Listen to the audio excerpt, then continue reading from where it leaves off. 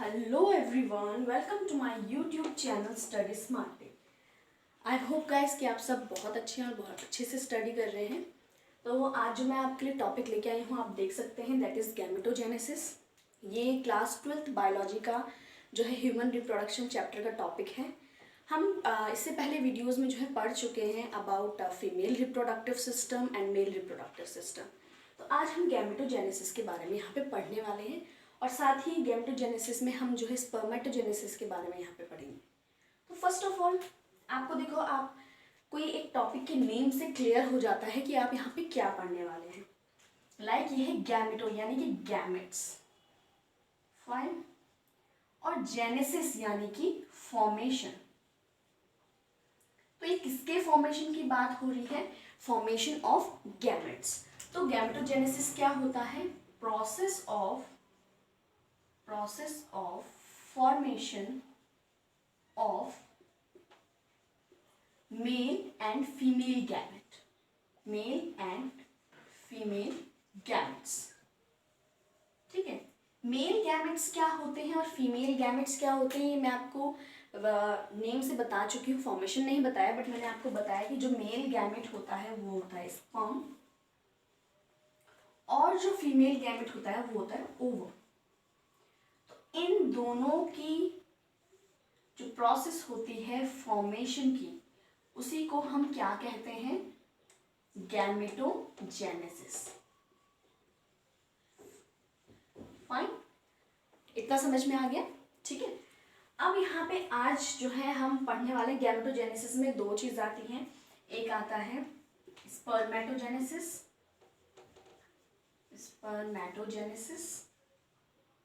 ठीक है, एक आता है oogenesis। तो ये भी आपको नेम से क्लियर हो गया होगा। स्पर्मेटोजेनेसिस स्पर्म का फॉर्मेशन और ओवम का oogonia, ओवम का फॉर्मेशन। oogenesis ओवा से बात हो रही है। ठीक है, तो चलिए स्टार्ट करते हैं। अब यहाँ पे स्पर्मेटोजेनेसिस की प्रोसेस में नेम से जैसे आप देख सकते हो, स्पर्मेटोजेनेसिस,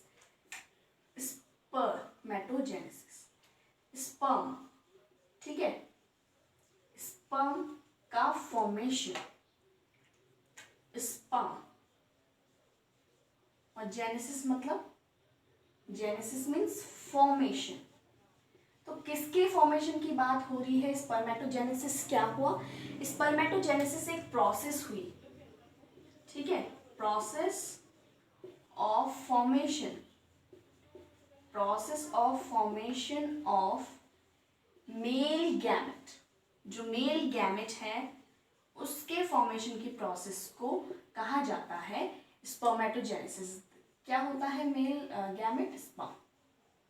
तो इसके फॉर्मेशन को कहा जाता है स्पर्मेटोजेनेसिस। आई होप इतना आपको क्लियर हुआ हो। अब हम पढ़ने वाले हैं कि स्पर्मेटोजेनेसिस की प्रोसेस जो होती है वो कब शुरू होती है। ठीक है, पहले हम ये पढ़ेंगे कि स्पर्मेटोजेनेसिस की प्रोसेस कब शुरू होती है, देन हम पढ़ेंगे कि वो स्पर्मेटोजेनेसिस की जो प्रोसेस होती है वो होती कैसे है। ठीक है, तो देखिए, जब मैच्योरिटी गेन करते हैं male at the time of puberty, ठीक है, 14 to 15 जो होती है एज होती है प्यूबर्टी की। तो eight the time of puberty क्या होता है? एट प्यूबर्टी में क्या होता है? Gonadotropic releasing hormone, gonadotropic releasing hormone increases. ये क्या होते हैं? ये बढ़ने लग जाते हैं eight the time of puberty. जो गोनाडोट्रोपिक रिलीजिंग हार्मोन होता है, यानी कि गोनाडोट्रोपिक रिलीजिंग हार्मोन को ऐसे भी दिखाया जाता है, तो ये है गोनाडोट्रोपिक रिलीजिंग हार्मोन। तो ये इंक्रीज हो जाते हैं, बढ़ जाते हैं। ठीक है, तो जब ये इंक्रीज होते हैं तो ये क्या करते हैं? एक्ट करते हैं ऑन, किस पे एक्ट करते हैं? ये एंटीरियर पिट्यूटरी पे ये एक्ट करते हैं। और देन क्या होता है? स्टिमुलेशन होता है, यानी स्टिमुलेट करते हैं, ये स्टिमुलेट्स एंटीरियर पिट्यूटरी को ये एक्ट करते हैं और स्टिमुलेट करते हैं ये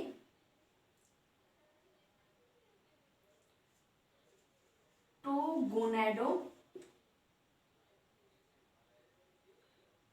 गोनाडोट्रोपिक हार्मोन। दो तरह के गोनाडोट्रोपिक हार्मोन को ये क्या करते हैं, स्टिमुलेट करते हैं।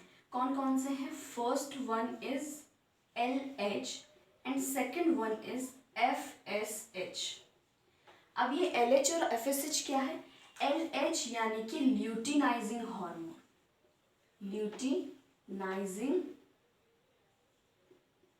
हार्मोन, ठीक है। और FSH होता है फॉलिक्यूलर स्टिमुलेटिंग हार्मोन, ठीक है, फॉलिक्यूलर स्टिमुलेटिंग हार्मोन। अब देखिए जब दो तरह के गोनाडोट्रोपिन जो है हार्मोन जो है वो स्टिमुलेट हो गए, तो उसमें से जो LH होता है यानी कि ल्यूटिनाइजिंग हार्मोन, ये क्या करता है, ल्यूटिनाइजिंग हार्मोन जो है ये एक्ट करता है, एक्ट्स ऑन लेडिक सेल। अगर आपने प्रीवियस वीडियो देखी हो तो उसमें आपने देखा होगा, मैंने मेल रिप्रोडक्टिव सिस्टम में बताया था आपको सेमनीफेरस ट्यूब्यूल, ठीक है। और सेमनीफेरस ट्यूब्यूल में ही हमने देखा था spermatogonia, Leydig cell, Sertoli cell, वो सारे कुछ मैंने आपको वहाँ पे बताया है। अगर आपको नहीं पता है कि लेडिक सेल क्या होता है, कहाँ पे प्रेजेंट होता है, क्या इसका वर्क होता है, तो आप जो है मेरे प्रीवियस वीडियो को जा करके देख सकते हैं, ठीक है। अब ये जो लेडिक सेल है, ये Leydig cell as a result क्या करता है, ये स्टिमुलेट करता है सिंथेसिस ऑफ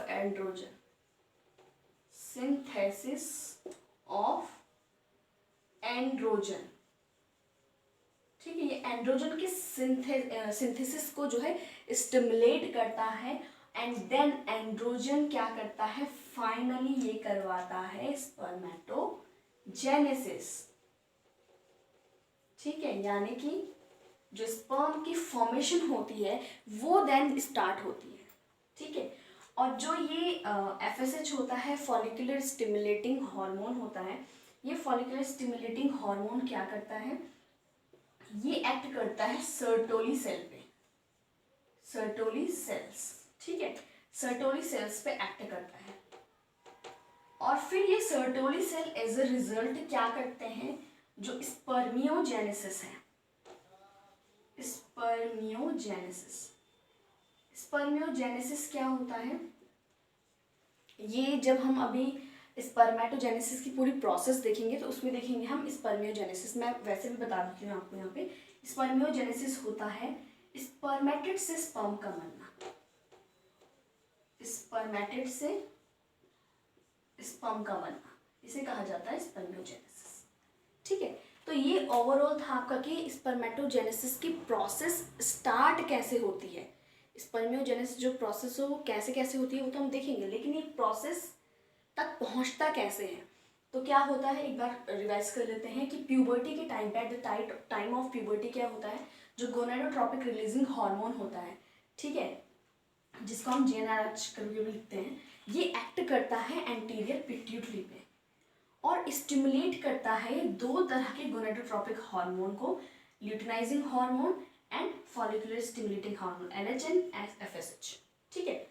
तो ये LH जो होता है ल्यूटिनाइजिंग हार्मोन, ये एक्ट करता है लेडिक सेल पे, और लेडिक सेल क्या करता है, एज अ रिजल्ट स्टिमुलेट करता है सिंथेसिस ऑफ एंड्रोजन, और ये एंड्रोजन क्या करता है, फाइनली स्पर्मेटोजेनेसिस की प्रोसेस को स्टार्ट करता है, ठीक है। यहाँ जो FSH है, फॉलिकुलर स्टिमुलेटिंग हार्मोन, ये सर्टोली सेल पे एक्ट करता है, ठीक है। और ये सर्टोली सेल जो है स्पर्मियोजेनेसिस की प्रोसेस को करवाते हैं। स्पर्मियोजेनेसिस क्या होता है, स्पर्मेटिड से स्पर्म का बना, ये आप अभी अच्छे से समझेंगे जब हम स्पर्मेटोजेनेसिस की प्रोसेस को पढ़ेंगे, ठीक है। तो अब हम इसके बाद पढ़ने वाले हैं स्पर्मेटोजेनेसिस की प्रोसेस को।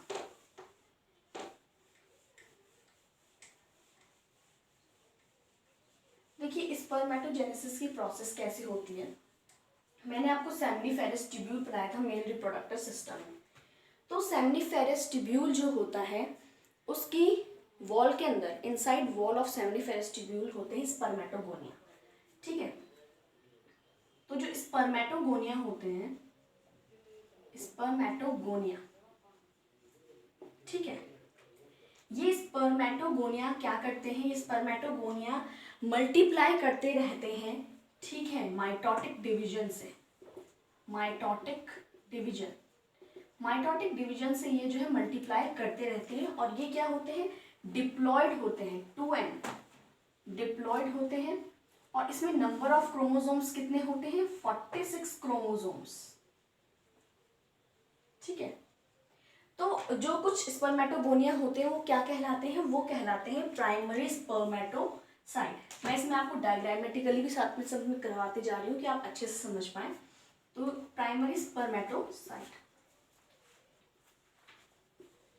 अब देखो जो स्पर्मेटोगोनिया है उन्हीं में से कुछ प्राइमरी स्पर्मेटोसाइट कहलाते हैं। तो ये भी क्या होंगे, 2n यानी कि डिप्लॉयड होंगे और इसमें भी नंबर ऑफ क्रोमोसोम्स कितने होंगे, 46 क्रोमोसोम्स। ठीक है, अब ये जो प्राइमरी स्पर्मेटोसाइट होता है, ये प्राइमरी स्पर्मेटोसाइट में फर्दर डिवीजन होता है और यहाँ पे जो डिवीजन होता है वो होता है मियोटिक 1, मियोटिक फर्स्ट।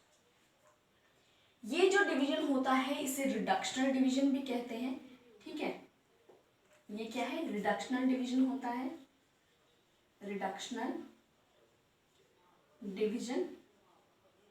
ठीक है, यानी कि इसमें क्या होता है कि जो फॉर्मेशन होगा, फॉर्मेशन होता है प्राइमरी से सेकेंडरी का, प्राइमरी से सेकेंडरी स्पर्मेटोसाइट इसमें बनता है। लेकिन क्योंकि हमने कहा ये जो है रिडक्शनल डिवीजन है, इसमें क्या होते हैं, number of chromosomes just half हो जाते हैं, यानी कि ये क्या होता है, हैप्लॉइड होता है, n नंबर ऑफ क्रोमोसोम्स होते हैं इसमें। हर एक जो स्पर्मेटोसाइट है ये क्या होगा, हैप्लॉइड होगा। ठीक है, और जो नंबर ऑफ क्रोमोसोम्स हैं वो कितने हो जाएंगे, 23। ठीक है, क्रोमोसोम्स। फाइन, अब देखो आगे क्या होता है, सेकेंडरी स्पर्मेटोसाइट से फिर अगेन डिवीजन होता है, अगेन इसमें डिवीजन होता है, अगेन डिवीजन होता है और डिवीजन के बाद ये जो है फॉर्मेशन करता है स्पर्मेटिड का। तो यहाँ पे जो डिवीजन होता है ये होता है मियोटिक सेकेंड और ये इक्वल डिवीजन होता है, यानी कि जो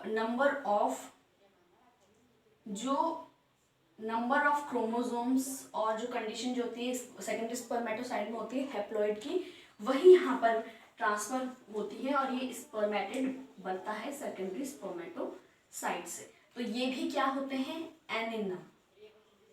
ठीक है, यानी कि हैप्लॉइड होते हैं 23 क्रोमोसोम।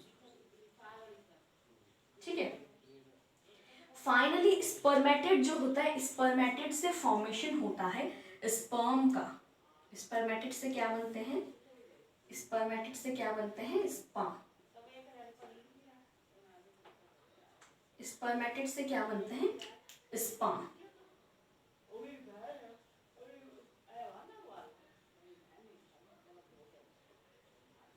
ठीक है, ये क्या बन गए हमारे फाइनली, स्पर्म।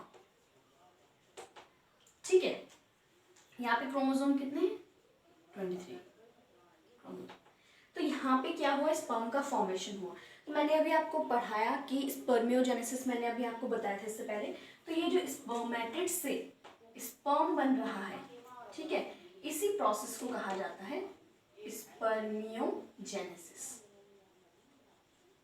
ठीक है, तो ओवरऑल स्पर्मेटोजेनेसिस का प्रोसेस इस तरह से होता है। एक बार फिर से देख लेते हैं। जो स्पर्मेटोगोनिया होता है ये प्रेजेंट होता है सेमनीफेरस ट्यूब्यूल की वॉल के अंदर की तरफ। ठीक है, मैंने आपको प्रीवियस लेक्चर में पढ़ाया है। तो ये क्या होता है, 2n होता है, डिप्लॉयड होता है और नंबर ऑफ क्रोमोसोम्स इसमें 46 होते हैं। तो ये क्या करते हैं, मल्टीप्लाई करते रहते हैं इन नंबर्स माइटोटिक डिवीजन से। और इन्हीं में से कुछ जो है प्राइमरी स्पर्मेटोसाइट कहलाते हैं।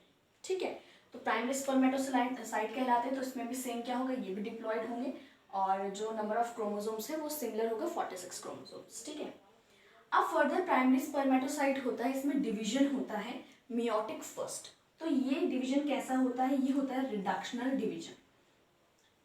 तो यहाँ पे जो फॉर्मेशन होता है वो होता है सेकेंडरी स्पर्मेटोसाइट का, जो कि हैप्लॉइड होते हैं और इसमें नंबर ऑफ क्रोमोसोम्स कितने होते हैं, 23 होते हैं।